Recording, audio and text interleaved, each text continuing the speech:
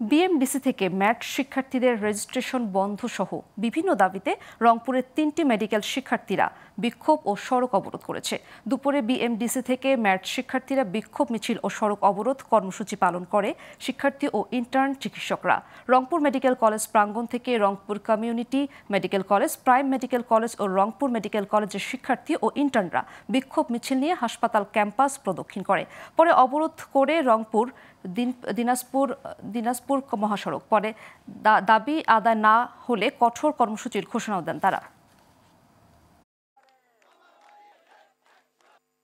আপনারা ডাক্তারি করিতে আসিয়েন না, আপনাদেরকে আবারও আমরা বলতেছি, আপনারা আপনাদের অবস্থান নিয়েই সন্তুষ্ট থাকুন। এমবিবিএস এবং বিডিএস ব্যতীত কেউ ডাক্তার শব্দ ব্যবহার করতে পারবে না কিংবা নামের আগে বসাতে পারবে না।